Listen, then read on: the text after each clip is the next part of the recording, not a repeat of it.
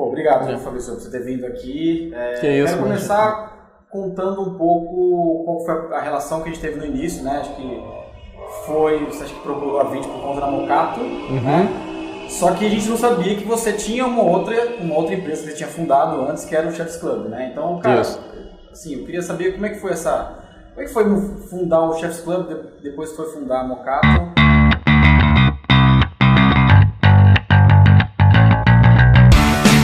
Bom, o Chef's Club, ele nasceu a partir de foi, na verdade, o primeiro projeto que eu consegui tirar do papel, de forma, vamos dizer assim, concreta, né? Tinha esse desejo de empreender há muito tempo, só que na época estava terminando a faculdade de economia, comecei a trabalhar no mercado financeiro e em seguida fui fazer um mestrado na Copenhagen Business School.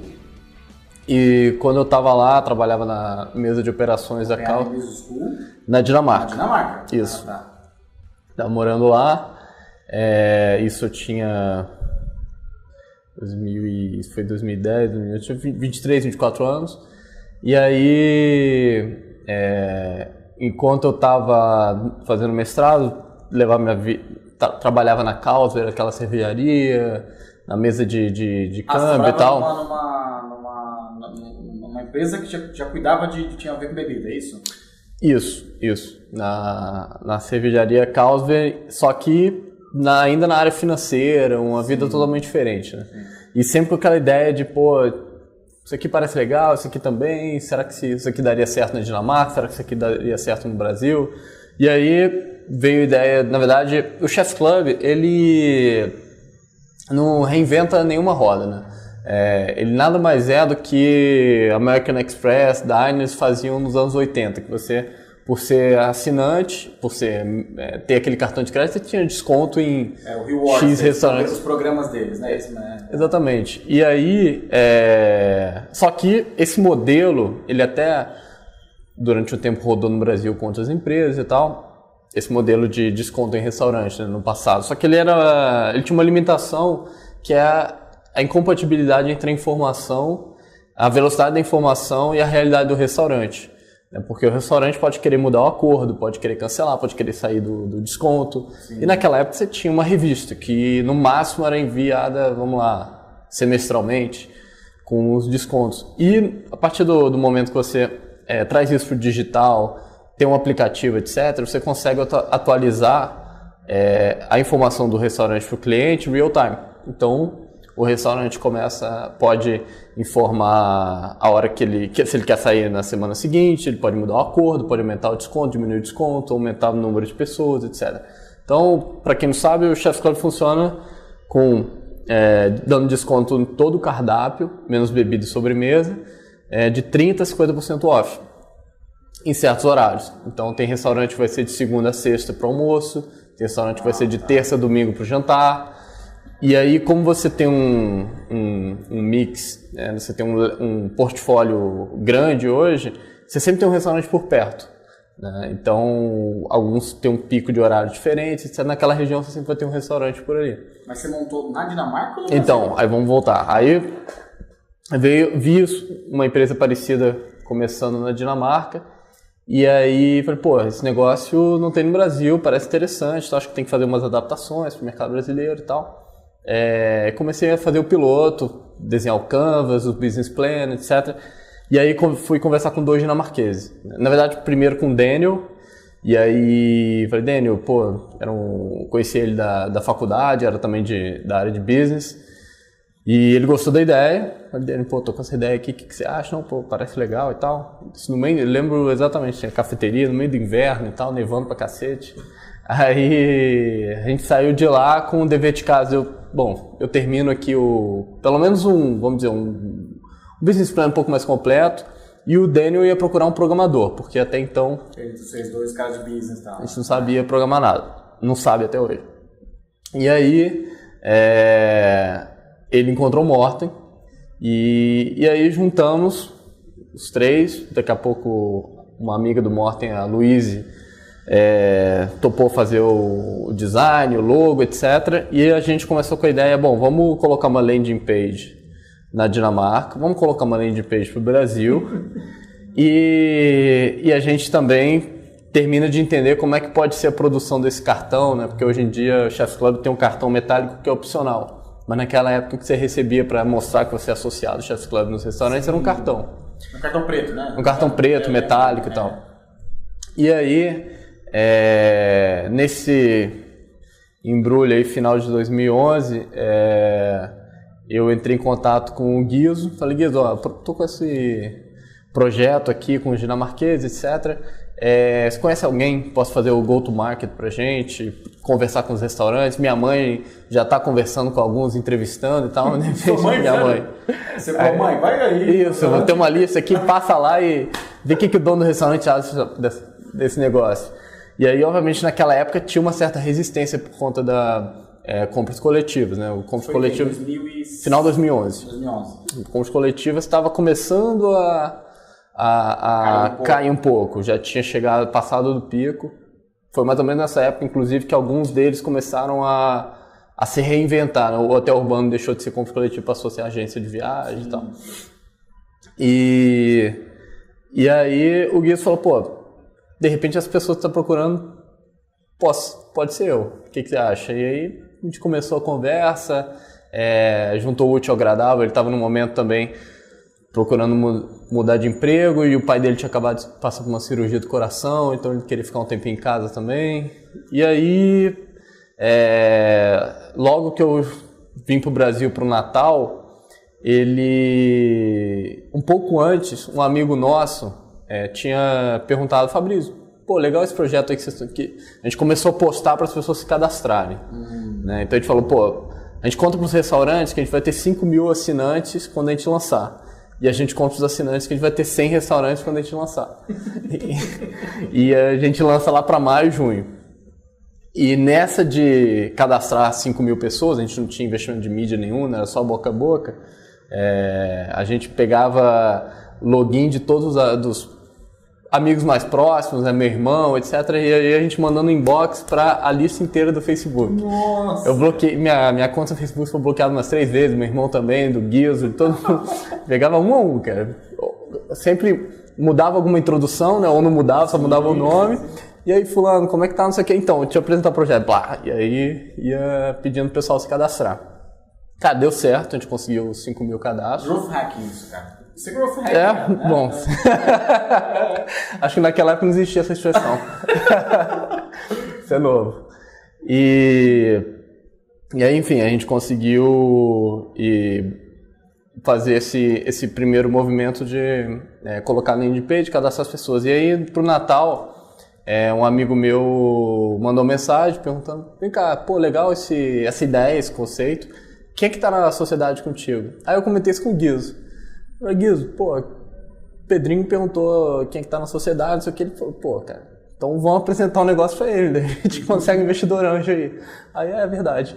Aí não deu outra, a gente chegou, saímos do almoço, acho que dia 26 de dezembro, falou depois do Natal. No Rio, né?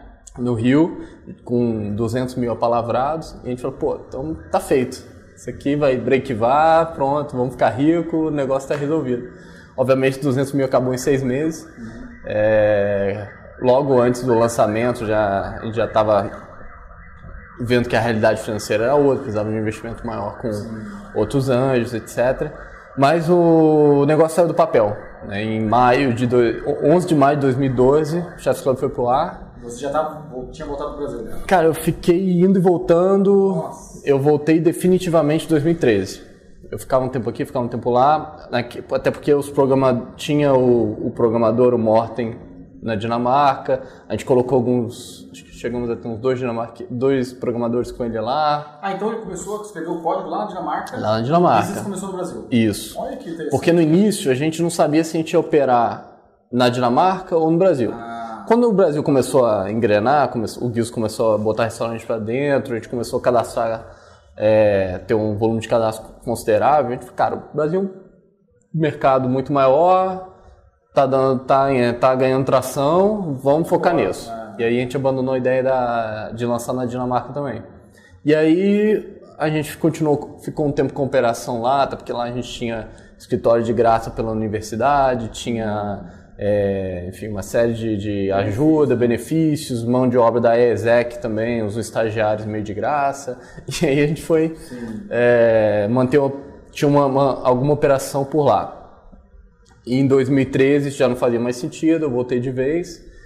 E aí, sim, acho que o business já montado não sofreu muitas modificações. Acho que foi uma coisa que a gente deu muita sorte até.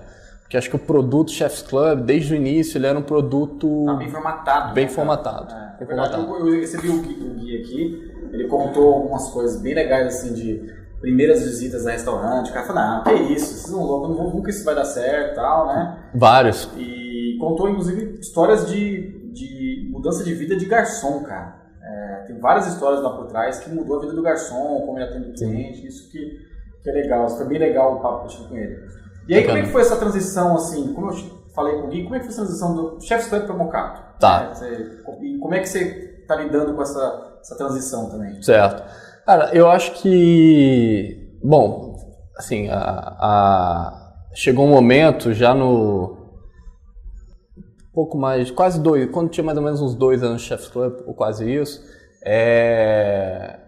o Guizo assumiu como CEO, eu deixei de ser, até porque acho que o cara que tira do papel é diferente do cara que normalmente, não sempre, né,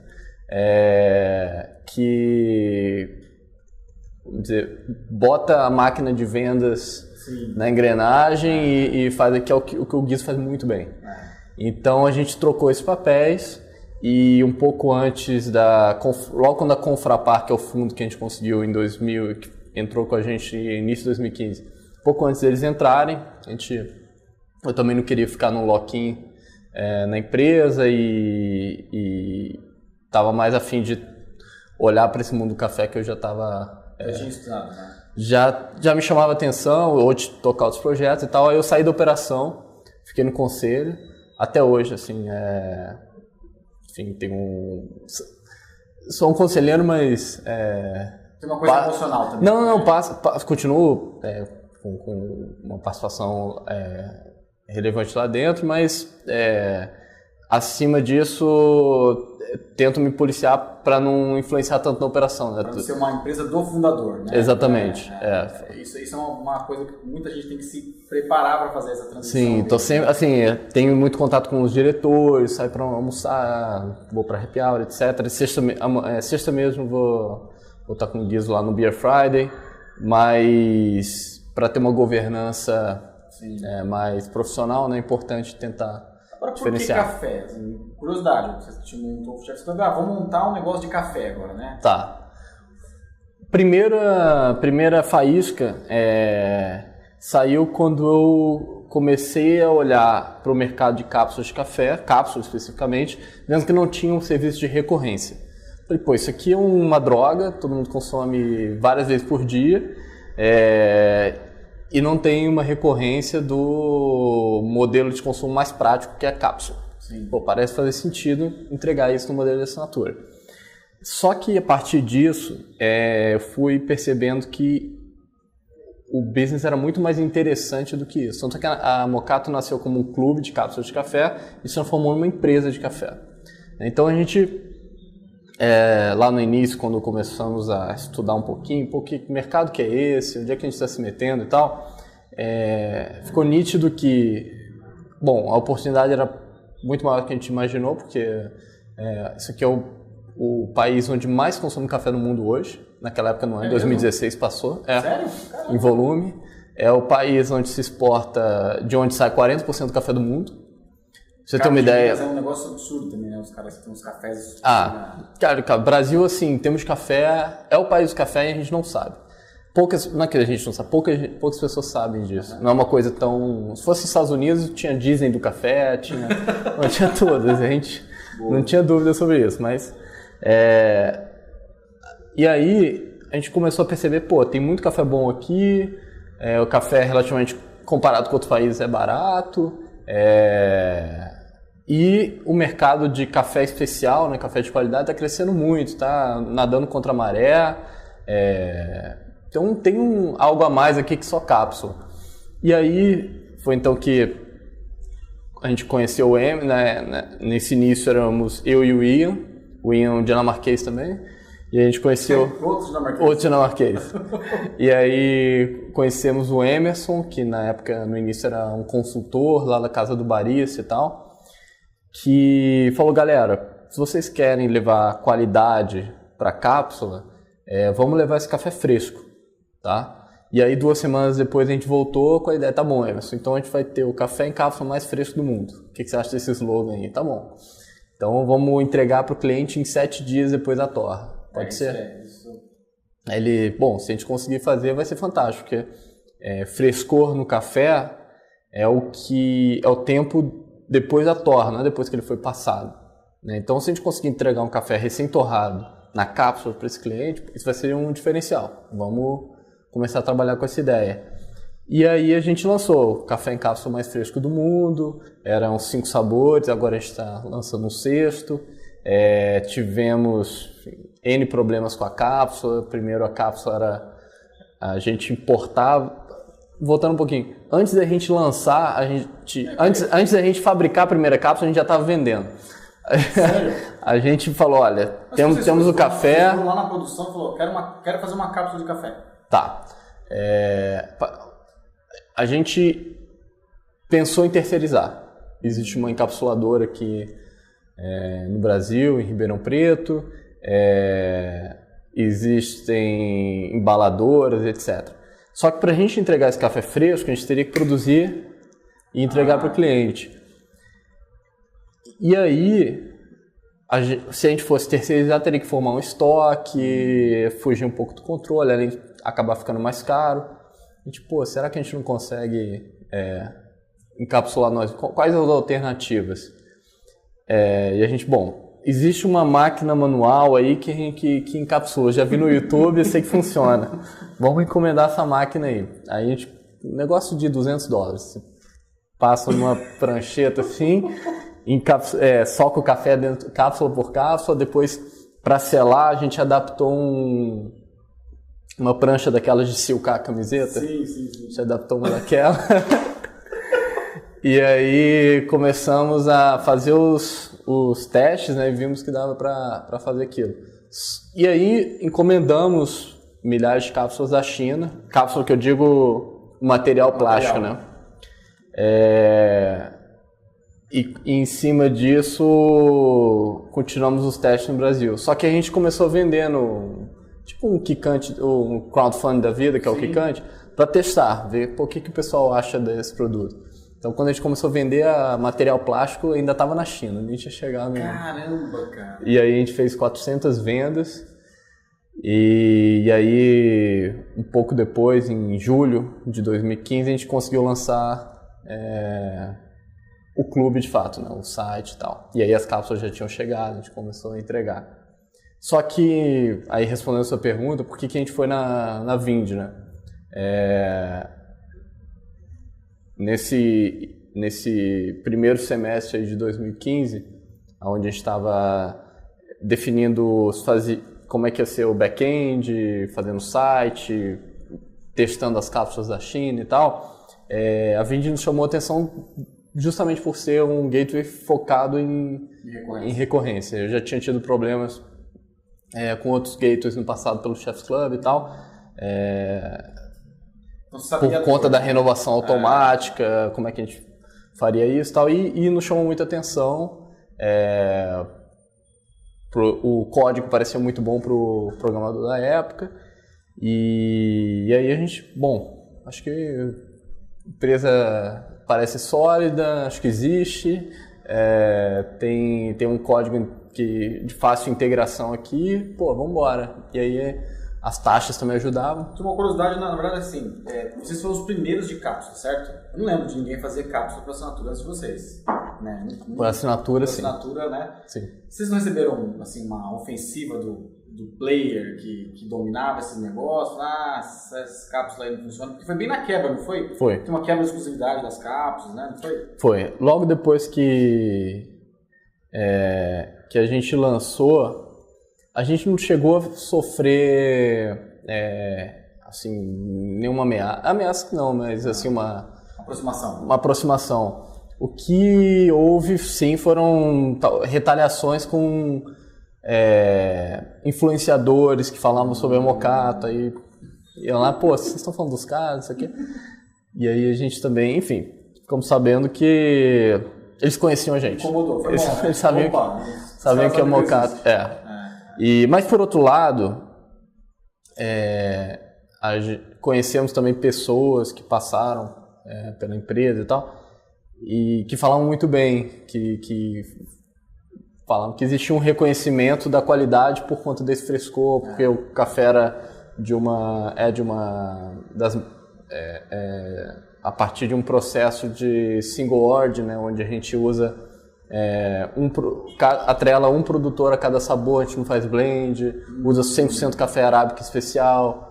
Então isso realmente... E os produtores devem ter recebido isso no primeiro momento, assim, será que esses caras são doidos de fazer isso? Isso não existe, né? Mas hoje deve ser uma relação diferente, né? Sim, eles... Você chegou aí lá nos fazendas? Lá? Cheguei.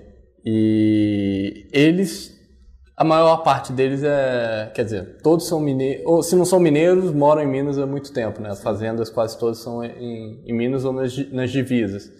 Então, como bom mineiro, são desconfiados. Então, a gente prometeu muito no início de que, vamos crescer, não sei o quê, mas a gente não conseguia também não é que não conseguia, eles não estavam no risco. Sim.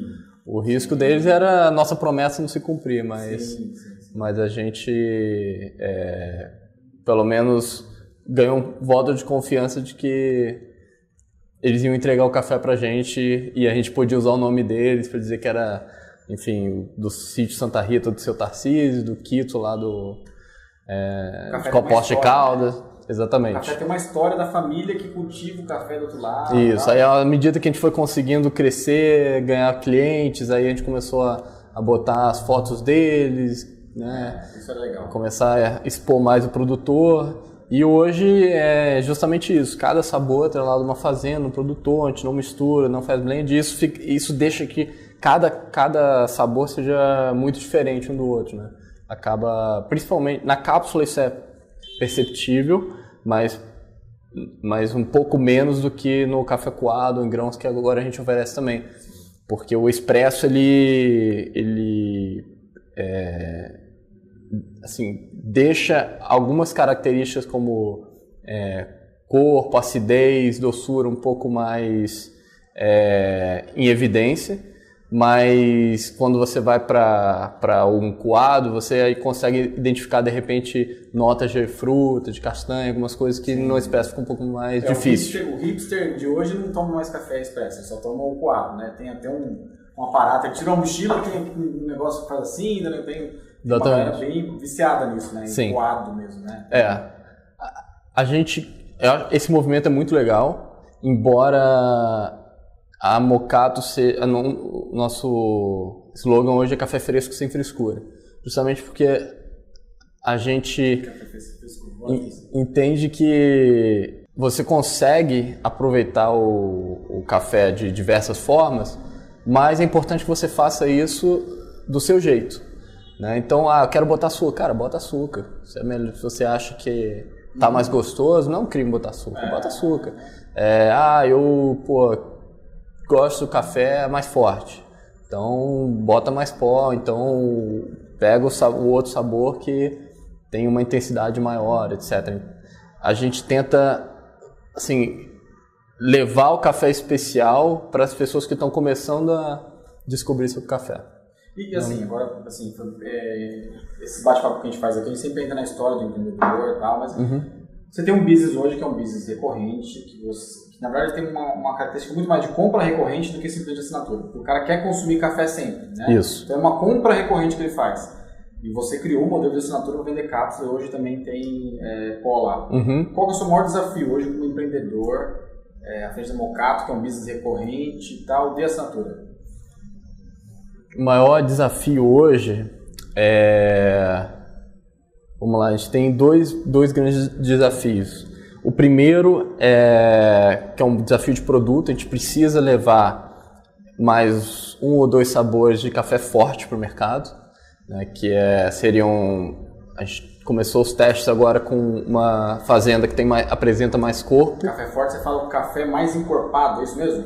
O cliente chama de forte, mas ele, agora traduzindo no mundo do café, ele é mais encorpado e mais amargo. Tá. Não é a marca forte, né? É um café mais forte. É isso. Isso. Então, assim, caramba, isso se traduz em um café mais encorpado e mais amargo. O que é a coisa mais fácil do mundo de se fazer. Você entregar um café forte, basicamente você pode pegar um café de baixa qualidade, carbonizar ele vai ficar forte. Só que aí a gente rompe com o nosso discurso de levar um café de qualidade, torra média, etc. Então esse é um desafio de produto que a gente está tentando resolver agora. E o segundo desafio é dizer não. Acho que tem uma série de oportunidades como eu estava te falando, de quiosque, de entrar na gôndola, de entrar em empresa. E pro ano que vem a gente vai ter que dizer não para alguns desses e atacar justamente os canais que fazem mais sentido para o Mocato. Mesmo que signifique, como o pessoal chama, matar nossos bebês, né? Acho que a gente não pode ser apegado à ideia, mas a linha de restaurante está indo tão bem, mas de repente não faz sentido, ou então linha de hotéis e por aí vai. Acho que o maior desafio para 2018 é escolher as frentes para onde atacar e crescer em cima disso. Então você imagina, por exemplo, uma loja da Mocato no futuro. Pode ser. Seja uma Mocato Experience, que está em alta, assim, tem muito negócio online trazendo para o offline para criar uma experiência legal. O cara só vai testar e provar o café, já sai com uma assinatura de lá, né? Então... Pode ser. Pode ser isso, pode ser um quiosque, pode ser... ou não. Então, assim, a gente tem algumas ideias. E se a gente for fazer um quiosque? O que a gente vai fazer? Vamos vender avulso, vamos vender e servir. Vamos servir só café, vamos servir café com salgado, vamos ver se café com doce, ou com os dois, ou com queijo, entendeu? Vamos assinar na hora ou não. Então tem uma série de possibilidades que a gente vai ter que filtrar para atacar em 2018 o mercado da forma mais eficiente possível. Acho que eficaz é a gente definir o caminho que a gente quer. Só que, como os recursos são escassos, a gente tem que ser eficiente. Cara, muito legal a história do Chef's Club, muito legal a história do Mocato. Queria agradecer a sua vinda aqui. Obrigado, Rodrigo. Sou fã da Mocato, sou fã do Chef's Club. Eu sou fã da Vindi. Valeu, cara.